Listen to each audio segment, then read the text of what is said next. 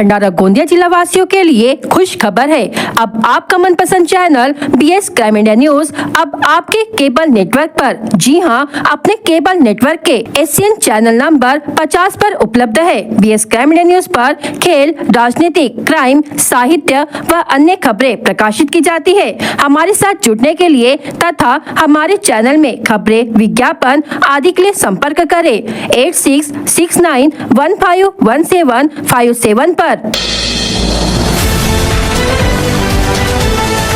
भंडारा जिले की पौनी तहसील में कथित अवैध रेती तस्करी को लेकर मामला और गर्मा गया है। 2 गांवों के निवासियों ने आरोप लगाया है कि उन्होंने बिना रॉयल्टी के रेती लेकर जा रहे टिप्परों को रोका, लेकिन संबंधित अधिकारियों द्वारा कोई ठोस कार्रवाई नहीं की गई। बिना वैध रॉयल्टी चालन वाले टिप्परों को ग्रामीणों ने मौके पर रोका। प्रशासन और महसूल विभाग को सूचना दी गई। मौके पर पहुंचने के बाद कथित रूप से कोई जब्ती या दंडात्मक कार्रवाई नहीं हुई। ग्रामीणों का कहना है कि यदि समय रहते सख्त कदम नहीं उठाए गए तो शासन को बड़े पैमाने पर राजस्व हानि हो सकती है और अवैध उत्खनन बढ़ता रहेगा। स्थानीय नागरिकों के अनुसार पौनी तहसील प्रशासन को स्थिति की जानकारी होने के बाद भी प्रभावी कदम नहीं उठाए गए। इससे क्षेत्र में असंतोष बढ़ा है और यह मुद्दा भंडारा में चर्चा का विषय बन गया है। रेती उत्खनन व परिवहन के लिए वैध रॉयल्टी रसीद, ई परमिट और निर्धारित मार्गों का पालन अनिवार्य है। नियमों का उल्लंघन पाए जाने पर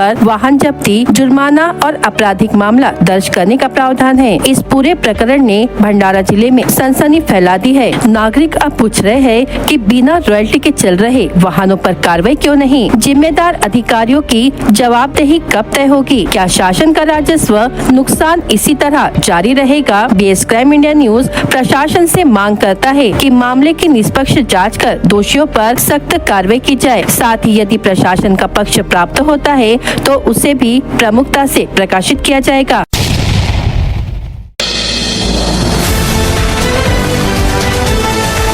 राजस्व विभाग की ओर से मार्च से मई 2026 के बीच मंडल और नगर परिषद स्तर पर छत्रपति शिवाजी महाराज महाराजस्व अभियान समाधान शिविर का प्रथम चरण आयोजित किया जा रहा है। राजस्व संबंधित मामलों का त्वरित निपटारा, डिजिटल सेवाओं का अधिक उपयोग के लिए शिविरों का सफल आयोजन करने के निर्देश विभागीय आयुक्त विजय लक्ष्मी बिद्री ने दिए। साथ ही बाढ़ग्रस्त गाँव एवं आंगनवाड़ी में स्वास्थ्य सेवाओं का जायजा लिया गया। जिलाधिकारी कार्यालय में आयोजित समीक्षा बैठक में उन्होंने लंबित और महत्वपूर्ण मामलों की विस्तार से समीक्षा की। बैठक के बाद आयुक्त ने दौड़ी पार के बाढ़ग्रस्त क्षेत्र का दौरा कर नागरिकों से संवाद किया और उनकी समस्याएं सुनी। गांव को परियोजना प्रभावित क्षेत्र में शामिल करने की मांग पर ड्रोन सर्वे कराने के निर्देश दिए।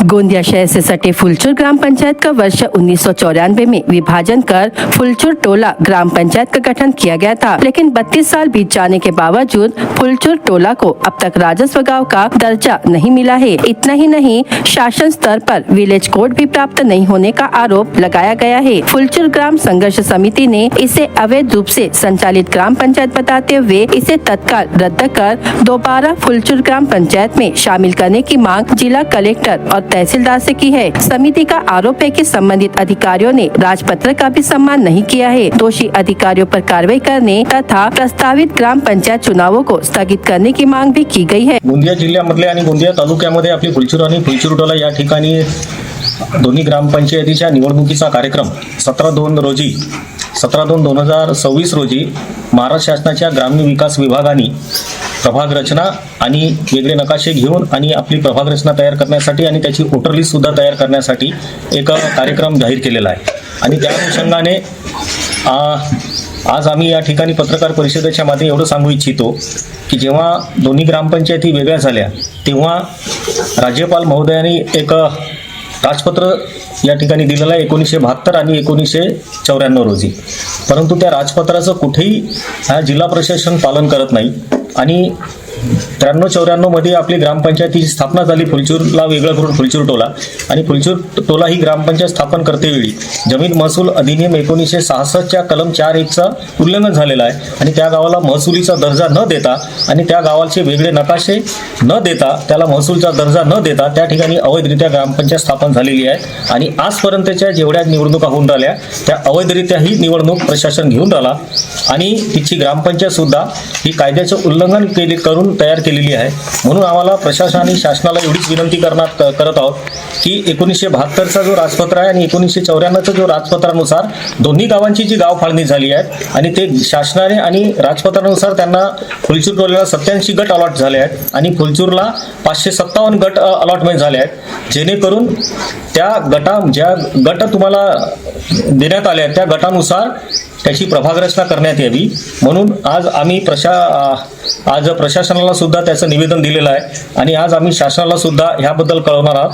आणि त्याप्रमाणे की 87 गटमध्ये फुलचूर टोल्याची ग्रामपंचायत झाली पाहिजे आणि 557 गटानुसार फुलचूरची ग्रामपंचायत झाली पाहिजे, आणि त्याप्रमाणे त्याचे नकाशे वेगळे झाले पाहिजे, आणि त्याप्रमाणे प्रभाग रचना झाली पाहिजे. हीच आजच्या पत्रकार परिषदेच्या माध्यमातून आम्ही शासनाला सुद्धा या लक्ष वेधण्याचा आज या ठिकाणी पत्रकार परिषद घेतलेली आहे. ही आम्ही आज प्रशासनाला वारंवार देऊन सुद्धा प्रशासन याच्यावर लक्ष घालत नाही.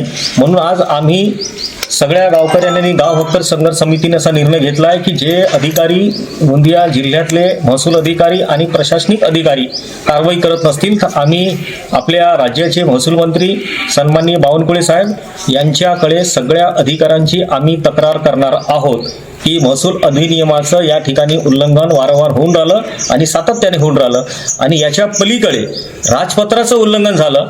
तर ह्या राजपत्राला जर उल्लंघन होऊन राहिलं तर याच्यासाठी जिल्ह्याच्या जिल्हाधिकारी जिम्मेदार आहे, आणि म्हणून जिल्हाधिकाऱ्याची तक्रार तर आम्ही पंतप्रधान कार्यालय आणि महाराष्ट्र शासनाला सुद्धा करणार आहोत. जर त्यांचंही सुद्धा प्रशासनाने ऐकलं नाही तर आम्ही न्यायालयामध्ये ह्या विषयाला घेऊन त्वरित जाणार आहोत. आम्ही सगळे कागदपत्र मुंबई उच्च न्यायालयाच्या आमच्या वकिलांना आम्ही पत्र दिलेले आहेत. आज आणि उद्या किंवा आमचे रिट पिटिशन ह्या विषयाला घेऊन फाईल होणार आहे. आम्ही प्रशासनाला आपल्या पत्राच्या माध्यमातून सांगितलं आहे की जर हे तुम्ही कारवाई थांबणार नाही आणि ह्या हिशोबाने जर काम करणार नाही तर या तुमच्या विरोधामध्ये आंदोलन सुद्धा आम्ही करणार आहोत, आणि आमच्या गावातील सगळे गाव हक्क संघर्ष समिती रस्त्यावर उतरून सुद्धा आम्ही न्याय मागण्याच्या तयारीमध्ये आहे. इस मामले में अपर तहसीलदार श्रीकांत कामड़े से पूछे जाने पर उन्होंने बताया कि वर्ष 2011 की जनगणना के दौरान फुलचूर टोला ग्राम पंचायत का गठन करते समय कुछ गुटों को गलत तरीके से शामिल किया गया था. उन्होंने कहा कि वर्ष 2026 की जनगणना में इस त्रुटि को सुधार लिया जाएगा. साथ ही ग्राम वासियों की शिकायत पर वरिष्ठ स्तर पर निर्णय लिया जाएगा. फुलचूर आणि फुलचूर टोल्याच्या संदर्भात प्रभाग रचनेचा कार्यक्रम म्हणजे माननीय ग्रामविकास विभाग यांचं जानेवारी 2026 ते डिसेंबर 2026 या कालावधीमध्ये ज्या ग्रामपंचायतीची मुदत संपली आहे त्याचबरोबर नव्याने स्थापित झालेल्या ग्रामपंचायतीचा प्रभाग रचनेचा कार्यक्रम जाहीर झालेला आहे. त्याच्या अनुषंगाने फुलचूर आणि फुलचूर टोला या संदर्भात आम्हाला 26 तारखेला एक निवेदन प्राप्त झालेलं आहे, 25 तारखेला, आणि त्या अगोदरही या ग्रामपंचायती संदर्भात निवेदन प्राप्त झाले होते. त्या अनुषंगाने महसूल दर्जा त्या गावाला मिळावा यासाठी सप्टेंबरमध्येच या कार्यालयाकडनं डिप्टी तहसीलदार ऑफिसकडे त्याचं विभाजनाचे नकाशे आणि इतर गाव नमुना त्याचबरोबर आकारबंद आणि महसूल दर्जा देण्याच्या संदर्भात ज्या काही आवश्यक बाबी आहेत त्या बाबीची पूर्तता करण्यासाठी आम्ही पत्रव्यवहार केलेला आहे.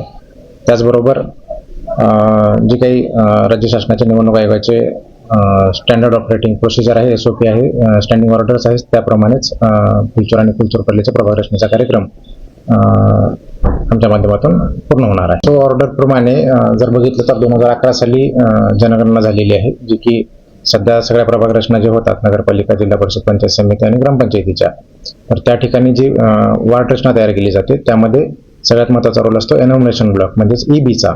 तर 2011 साली ज्या EB फुलचूर टोलामध्ये तयार झाल्या साधारणतः 8 ते 10 EB या फुलचूर टोल्याच्या आहेत आणि फुलचूरच्या 8-9 EB आहेत. तर त्या EB आपल्याला कोणत्याही पद्धतीने वगळता येत नाहीत. EBचा समावेश करून EBच्या ज्या हद्दी कायम झालेल्या आहेत 2011च्या जनगणनेप्रमाणे त्या हद्दीमध्ये आपलं प्रभाग रचनेचा कार्यक्रम पूर्ण होईल. सद्यस्थितीत ज्या काही स्टँडर्ड ऑपरेटिंग प्रोसिजर आहे आणि स्टँडिंग ऑर्डर्स आहेत निवडणूक आयोगाच्या आणि ग्रामविकास विभागाच्या, त्याप्रमाणे आपण प्रभाग रचना करतोय. त्यात एखादी पार्टी जर मान्य न्यायालयाकडे जर त्यावरती जर काही आक्षेप दाखल करून काही न्यायालयाचा जर त्याप्रमाणे निर्णय आला तर आम्हाला त्या पद्धतीने काम करावं लागेल. वहीं संघर्ष समिति ने जिला कलेक्टर और तहसीलदार पर राजपत्र की अनदेखी का आरोप लगाते हुए इसकी शिकायत अब राजस्व मंत्री से की है। साथ ही बिना प्रभाग रचना के प्रस्तावित चुनाव कराए जाने के खिलाफ न्यायालय का दरवाजा भी खटखटाया है। अब आने वाले समय में प्रशासन और न्यायालय क्या फैसला लेते हैं, इस पर सभी की नजर बनी हुई है।